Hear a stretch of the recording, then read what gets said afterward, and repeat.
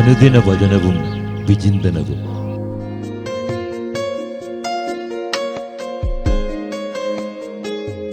Penuel, face of God.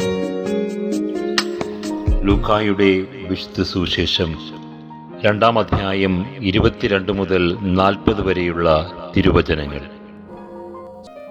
മോശയുടെ നിയമമനുസരിച്ച് ശുദ്ധീകരണത്തിനുള്ള ദിവസങ്ങൾ പൂർത്തിയായപ്പോൾ അവർ അവനെ കർത്താവിന് സമർപ്പിക്കാൻ ജെറുസലേമിലേക്ക് കൊണ്ടുപോയി. കടിഞ്ഞൂൽ പുത്രന്മാരൊക്കെയും കർത്താവിൻ്റെ പരിശുദ്ധനെന്ന് വിളിക്കപ്പെടണമെന്നും 1 ജോഡി ചെങ്ങാലികളെയോ 2 പ്രാവിൻ കുഞ്ഞുങ്ങളെയോ ബലിയർപ്പിക്കണമെന്നും കർത്താവിൻ്റെ നിയമത്തിൽ പറഞ്ഞിരിക്കുന്നതനുസരിച്ചാണ് അവർ അങ്ങനെ ചെയ്തത്. ജെറുസലേമിൽ ശിമയോൻ എന്നൊരുവൻ ജീവിച്ചിരുന്നു. അവൻ നീതിമാനും ദൈവഭക്തനും ഇസ്രായേലിന്റെ ആശ്വാസം പ്രതീക്ഷിച്ചിരുന്നവനുമായിരുന്നു. പരിശുദ്ധാത്മാവ് അവന്റെ മേലുണ്ടായിരുന്നു. കർത്താവിന്റെ അഭിഷിക്തനെ കാണുന്നതുവരെ മരിക്കുകയില്ല എന്ന് പരിശുദ്ധാത്മാവ് അവന് വെളിപ്പെടുത്തിയിരുന്നു. പരിശുദ്ധാത്മാവിന്റെ പ്രേരണയാൽ അവൻ ദേവാലയത്തിലേക്ക് വന്നു. നിയമപ്രകാരമുള്ള അനുഷ്ഠാനങ്ങൾക്കായി ശിശുവായ യേശുവിനെ മാതാപിതാക്കന്മാർ ദേവാലയത്തിൽ കൊണ്ടുചെന്നു. ശിമയോൻ ശിശുവിനെ കയ്യിലെടുത്ത് ദൈവത്തെ സ്തുതിച്ചുകൊണ്ട് പറഞ്ഞു, കർത്താവേ, അവിടുത്തെ വാഗ്ദാനം അനുസരിച്ച് ഇപ്പോൾ ഈ ദാസനെ സമാധാനത്തിൽ വിട്ടയക്കണമേ.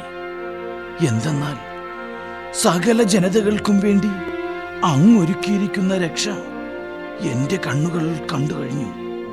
അത് വിജാതിയർക്കു വെളിപാടിന്റെ പ്രകാശവും അവിടുത്തെ ജനമായ ഇസ്രായേലിന്റെ മഹിമയുമാണ്.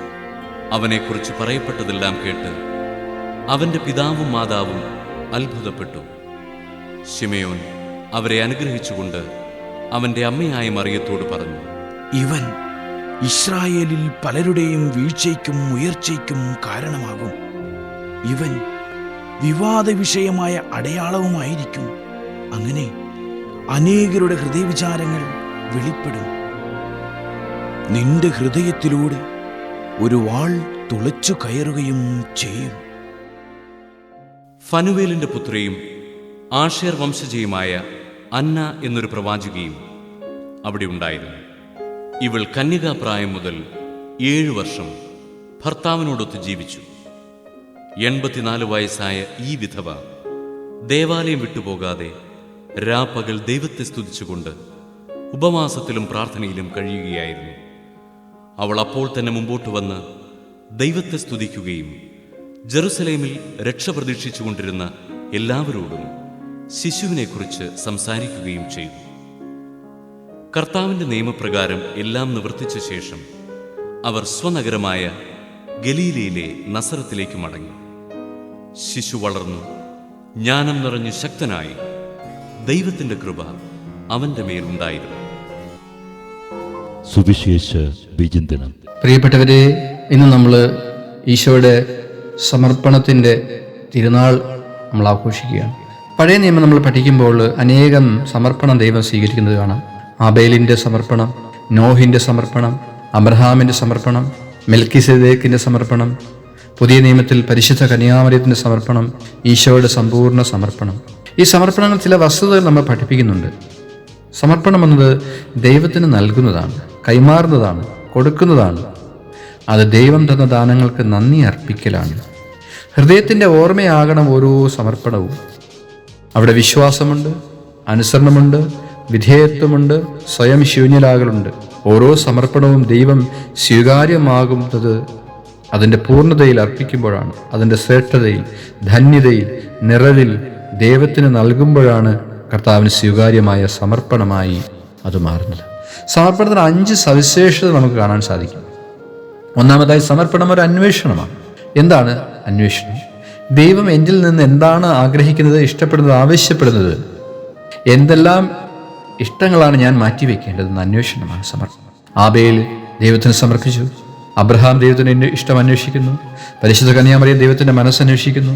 ഈശോ പിതാവായ ദൈവത്തിൻ്റെ ഇഷ്ടം അന്വേഷിക്കുന്നു. അങ്ങനെ സമ്പൂർണ്ണ സമർപ്പണത്തിൻ്റെ ആരംഭം ദൈവത്തിൻ്റെ മനസ്സ് അന്വേഷിക്കലാണ്. രണ്ടാമതായി, സമർപ്പണം എന്നത് ദൈവത്തിൻ്റെ ഇഷ്ടം തിരിച്ചറിയലാണ്. അബ്രഹാം ദൈവത്തിൻ്റെ വാഗ്ദാനങ്ങൾ വിശ്വസിച്ചു, തിരിച്ചറിഞ്ഞു. മകനെ ദൈവത്തിന് ബലിയായി അർപ്പിക്കുവാൻ ഒരുക്കുക എന്ന് ദൈവത്തിന് ഇഷ്ടമാണെന്ന് അബ്രഹാം തിരിച്ചറിഞ്ഞു. ഈശോയ്ക്ക് ജന്മം നൽകുവാൻ തൻ്റെ ശരീരം വിട്ടു നൽകണമെന്ന് പരിശുദ്ധ കന്യാമറിയം തിരിച്ചറിഞ്ഞു. ഈശോ തൻ്റെ ശരീരത്തിൽ മനുഷ്യാവതരണം ചെയ്യുമെന്ന് ദൈവത്തിൻ്റെ ഇഷ്ടമാണെന്ന് പരിശുദ്ധ കന്യാമറിയം തിരിച്ചറിഞ്ഞു. മൂന്നാമതായി സമർപ്പണം എന്നുള്ളത് അനുസരണമാണ്. ദൈവകൽപ്പനകളെ, ദൈവത്തിൻ്റെ ഇഷ്ടത്തെ പരിപൂർണമായി അനുസരിക്കുന്നതാണ് സമ്പൂർണ്ണ സമർപ്പണം. അവിടെ വിശ്വാസമുണ്ട്, തിരിച്ചറിവുണ്ട്. അബ്രഹാം അനുസരിക്കുന്നു, പരിശുദ്ധ കന്യാമറിയം അനുസരിക്കുന്നു, ഈശോ അനുസരിക്കുന്നു. അനുസരണം അതിൻ്റെ പൂർണ്ണതയിൽ ദൈവത്തിന് വിധേയപ്പെടലാണ്. ഈശോ തൻ്റെ സഹനത്തിലും കുരിശുമരണത്തിലും അനുസരണയിൽ വിശ്വസ്തനായിരുന്നു. നാലാമതായി സമർപ്പണം എന്നുള്ളത് പങ്കുവയ്ക്കലാണ്.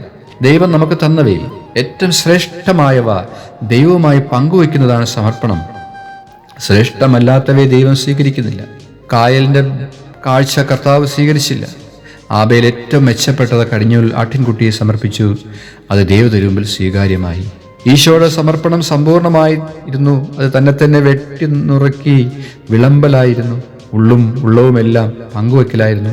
ഹൃദയത്തിൽ അവസാനത്തുള്ള രക്തം പോലും അവശേഷിക്കാതെ ഈശോ കുരിശിൽ പിടഞ്ഞ് തൻ്റെ സമ്പൂർണ്ണ സമർപ്പണം പിതാവായ ദൈവത്തിന് നൽകിയത് സ്വീകരിക്കപ്പെട്ടു. അഞ്ചാമതായി സമർപ്പണം എന്നൊരു ബലിയുടെ ജീവിതമാണ്. സ്വയം ശൂന്യമായി ഇല്ലാതായി തീരുന്നതാണ് സമർപ്പണം. ഓരോ സമർപ്പണവും ജീവൻ കൊടുക്കുന്ന, ജീവൻ വളർത്തുന്ന സംസ്കാരമാണ്. സ്വയം കത്തിയെരിഞ്ഞ് അഹംബോധത്തിൻ്റെ ബലിയർപ്പണമാകണം, അഹംഭാവത്തിൻ്റെ വേരറുത്തു മാറ്റലാകണം ഓരോ സമർപ്പണവും. കീഴടങ്ങലിൻ്റെയും ഇല്ലാതായിത്തീരലിൻ്റെയും നിരുപാധികം ഉപേക്ഷിക്കലിൻ്റെയും ബലിയായി ശൂന്യമായി കത്തിയെരിയുന്ന ഓരോ ജീവിതമാണ് ദൈവം സ്വീകരിക്കുന്നത്. എന്ത് നൽകുന്നു എന്നതിലല്ല, സമർപ്പിച്ച വസ്തുക്കളുടെ കാര്യമല്ല ദൈവം ആഗ്രഹിക്കുന്നത്. അതിനേക്കാളുപരി അവൻ്റെ ഉള്ളാണ്.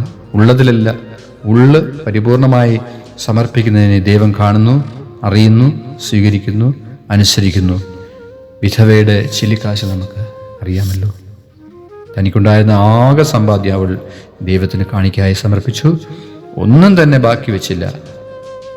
അവിടെ കർത്താവ് അത് സ്വീകരിച്ചു.